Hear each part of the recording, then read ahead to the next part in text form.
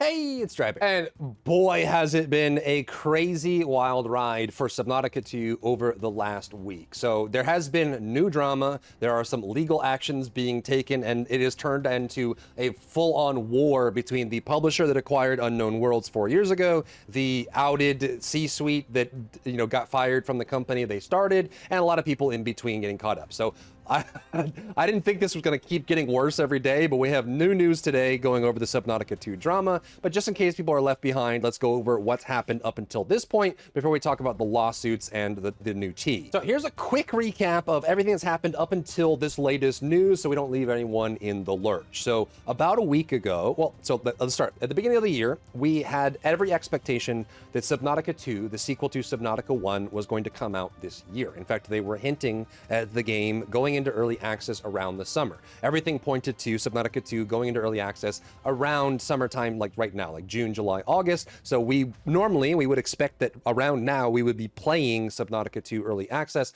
and giving feedback on it, just as we had with Subnautica 1 and Subnautica Below Zero, the prequel as well. So that was the expectation. So as we started getting closer and closer to the summer, it started getting more and more hyped up. They had all of these trailers showing, hey, 2025 early access release, Subnautica 2 is coming, it's ready. The devs were showing off their final touches and everything was good to go. But then as we started approaching summer, it wasn't coming out and we weren't hearing anything from the devs at all. Then last week, we saw that the publisher Krafton, so Krafton had purchased through an acquisition Unknown Worlds for $500 million about 4 years ago at the end of 2021. So a week ago, Krafton, the new owner of Unknown Worlds, put out a statement saying that they were firing the top exec. So the CEO of Unknown Worlds and the two original founders of Unknown Worlds, all three of them were ejected from the company, saying that they were, not fulfilling their duties and whatever, they were being fired. So they were all being fired, severance, everything. And then they were taking a new CEO from one of their other sister companies that had worked on Callisto Protocol and installed that new CEO as head of Unknown Worlds. However, at that point, everyone was freaking out. Why are they ejecting the original founders of the company? And some people were just saying, okay, maybe this is just internal drama and random corporate nonsense, and the game is fine. And so even though they had fired the two original founders and the CEO, they assured everyone that Subnautica 2 is still on track for a 2025 release for early access. It's going to be in your hands very soon. Even lower level employees like Discord mods and stuff like that were saying nothing changed. It's just a leadership change, but the developers haven't changed. Everything's fine. Don't worry about it. Then one of the three guys that got fired from the company came out about 5 days ago, shortly after the firing, and said that it wasn't amicable, that it stings. He's upset about it. He thought that he thought and the leadership thought that the game was ready. So he was saying that the game is ready to launch and we don't know why it's not launching. And we're kind of shocked that we're being fired from the company that we started, though technically they don't have majority control anymore, as they did sell the company. This is what happens when you go for public and you sell your company. You lose control and you can be outed from your own company in that case, right? So he put out a statement saying, hey, the game is ready. I don't know why they're not shipping it. It's very bittersweet. We love games. We love Subnautica. We love all of this. All of this is kind of strange, right? So he was basically coming out and breaking the silence saying, hey, this wasn't just us moving on to other projects or, taking our equity and getting paid out so we can buy a new home or something like that. They were just saying like, hey, this was not friendly and we're pretty upset about this change. And that was kind of, like 4 or 5 days ago. Then last night, this just keeps getting worse and worse. Last night, Krafton put out a statement following Charlie's statement calling out Krafton for being corrupt. So if you go to Krafton's website, there is a pop-up as soon as you land. So like if you go to the website, this is still up here. So this came out like in the evening last night. So this pops up as you land, and this one is basically almost like a hit piece. Like this is like pure high school level drama. So following Charlie's post saying that it wasn't amicable, that he was forced out from the project he loves and the game is ready and he doesn't know why Krafton isn't shipping it, Krafton puts out an official statement saying, to our 12 million fellow subnauts, inevitable leadership change driven by project abandonment despite holding 90% of earnout for themselves. Now, I already covered the length of this yesterday, so I'm not going to rehash all of this. But the general idea here is that Krafton is saying that the leadership was ejected. They were fired from the company because they weren't fulfilling their duties and they were trying to keep the payout for themselves. This was the drama that came out, 2 days ago or yesterday, saying that there was a $250 million compensation package that was offered to Unknown Worlds from Krafton, saying that by 2024, 2025, they hit revenue targets, there would be a bonus structure given to the developers for hitting those targets. However, Krafton put out a hit piece yesterday saying that they allocated 90% of the payout for themselves, trying to keep the money from their own developers, saying that they're greedy and lazy. So basically this whole statement is saying that the reason that they had to fire the executives is because they weren't working on the project, they were trying to slow it down, they weren't responding to Krafton's requests to work on it and return to their roles. Somewhere in here they said like, hey, we asked them to return to their roles of being game directors and supporting the project, and they refused to do so. They were being lazy and leaving the project behind and then trying to keep all the money for themselves. So everyone's saying, okay, now we're in a situation of he said, she said. Krafton says that they were being lazy and stealing money and trying to keep it from their employees. And then the leadership that got fired are saying, no, that's not the case. We wouldn't do that. And it's all Krafton's fault. So following this hit piece like statement they have on their website, Charlie put out another post last night going over his response to this drama piece, which at this point, everyone's saying, okay, what the frick? Like, who do we believe at this point? Is Krafton in the wrong? Are the directors in the wrong? Are the original owners in the wrong? Like, what's going on? Like, who do we believe here? I think people have a tendency to want to believe the devs over, a corporate company that just wants to make money. So like, people are usually on the side of the developers in this case. But after that, then Charlie comes out with this other post that says, hello, everyone, we're suing Krafton. So after that statement they put out saying that the original owners are trying to steal money from the developers and they're being lazy and they won't want to ship the project, they're saying that now we're actually suing a billion-dollar company that owns like 6 different studios, and including games like PUBG, which is still one of the biggest games in the world right now.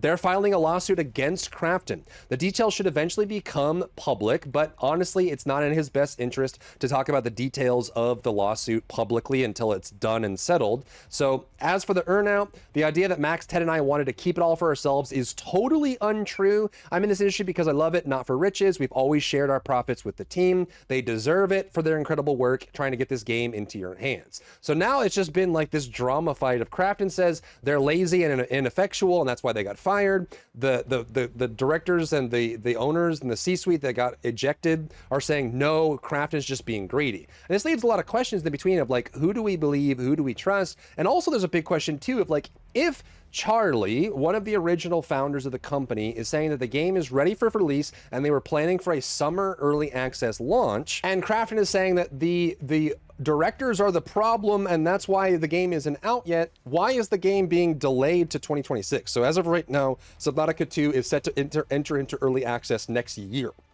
It was supposed to come out this year. It was actually supposed to come out last year, and it got delayed until like this summer, and then it got delayed again to 2026. But the question is, if the C-suite that got fired is saying the game is ready, and all of like the lower level employees, like these people, these Discord mods, that are saying that the game is ready to go, it's definitely going to launch in 2025, why is the game now being launched in 2026 without much explanation? And Krafton even went on to say that the reason they're delaying Subnautica 2 is because they did playtests. They didn't give any details as to who was part of these playtests.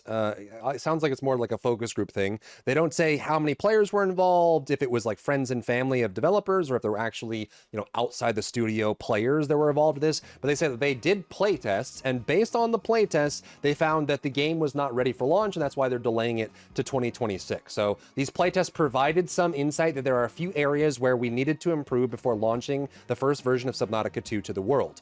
Our community is at the heart of how we develop, yada yada, glaze. This decision was based solely on our commitment to quality and delivering the best possible experience for players. Which is kind of interesting too, because I feel like the history of Subnautica has always been open development, which means that Subnautica 1 went into early access very early on. Players got to get hands on the game and give feedback on it, and they were part of that development. Subnautica has always been a game where they launch early access incomplete, then they spend, you know, a couple years developing, adding stuff, giving player feedback and doing all of that, and then implementing those changes and finally launching a 1.0 release a couple years later after the early access launch. They did it with Subnautica 1, they did it with Subnautica Below Zero, and in fact, Subnautica Below Zero went through crazy overhauls and retcons after going into early access. The question is, what are these internal playtests? What did these players give on feedback? And why can't you just, if the game's ready to play now, why can't you just launch it in early access and let players get a hand on it and play it? Like, they're saying that the game's not ready for early access, even though Subnautica has never been ready for full release when it goes into early access. So why are they holding the game for, you know, until next year if every developer that works on the project is saying the game is ready for early access and ready to go, and they're saying, no, it's not, we're going to hold on to it for another 6 to 12 months and maybe you get to play it then when we feel it's ready. So all of this stinks to high heaven. There's definitely a lot of he said, she said. There's definitely some implications that the Subnautica devs or the Subnautica leaders have been not as dedicated as they could be. I mean, you can go into the Wayback Machine and you can find posts where they were trying to release in 2024, then they said it's not going to be ready for 2024.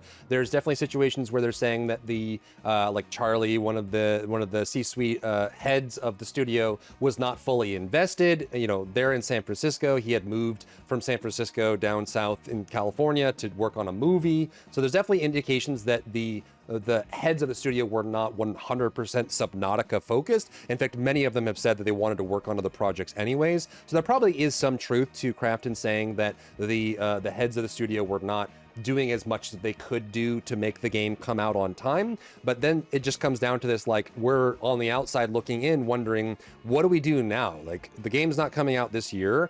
We don't know who to believe. Do we believe the publishers that the heads of the studio were being lazy and not committed to the game overall? Like, in their crazy hit piece that they posted last night, they say that Crafton believes that the absence of core leadership has resulted in repeated confusion in direction and significant delays in the project schedule. The former leadership abandoned the responsibilities entrusted to them. But if that was the case, why are the ejected developers filing a lawsuit against a billion-dollar company, which honestly probably has no winners? The fact that Crafton has the funds to fight back in every possible way, and 3 guys with some individual income. I mean, obviously they sold the company for $500 million. They've had a lot of successful projects over the years. They probably do have some war chest money that they can use for lawsuits, but it doesn't mean that this is a good idea. Like, even if I was in the right, the idea of filing an official lawsuit against a company that exists in a different country that has billions of dollars to lean on is a terrifying idea. Like, I feel like there would be no winners there no matter what. Like, he even says suing a multi-billion-dollar company in a painful, public, and possibly protracted way was not on my bucket list. Like, this is just going to suck for everyone. So the question becomes then, where do you sit on this? Are you boycotting the game? Are you not? Are you still going to play it? Or you just kind of feel like this is just corporate drama that, you know, it'll blow over as long as the game comes out and is eventually good? I mean, you still have this post that went up yesterday after or 2 days ago after the Crafton thing saying, do not buy Subnautica 2, boycott it, and it got 54,000 upvotes on Reddit, which is nothing to sneeze at. That is a crazy amount. And this was on the Subnautica. This reached like major posts, not even just on Reddit, but just across forums all across the internet. And everyone's freaking out over this in general, saying that the company is being greedy. But it sounds like, as with most things that are complicated, there's foul play on both sides. You know, the owners and the C-suite not committing everything they can to the project, Crafton trying to be greedy and delay the project, and we don't really know what happened behind closed doors and those kind of implications overall. So, you know, are you someone that's trying to boycott this, or are you like fine with where it's at? If you go to top wish lists on Steam, Subnautica 2 is still the #2 most wishlisted game on Steam overall, even though I've heard tons of people saying that they have canceled their wish list, that they're not going to buy the game because of this. It doesn't seem like those movements have made a dent. It is still the second most wishlisted game on Steam, period. So there must be so many people that have this wishlisted that the people that are, you know, jumping ship because of this aren't making a dent. But yeah, let me know. Are you someone that has canceled your wish list, or do you just, you know, are you on the fence about it? Are you gonna wait to see what happens when the truth finally comes out with this lawsuit? Or you're someone that just says, whatever, I don't care, as long as it eventually comes out and is eventually good, I will play it. I just want to play good games. I don't care about the drama, he said, she said nonsense. Let me know down below. If you found value you in today's video, leave a like down below, leave a comment for the algorithm to help this video get seen by more people, and don't forget to check out my other channels for other content and other stuff and other things.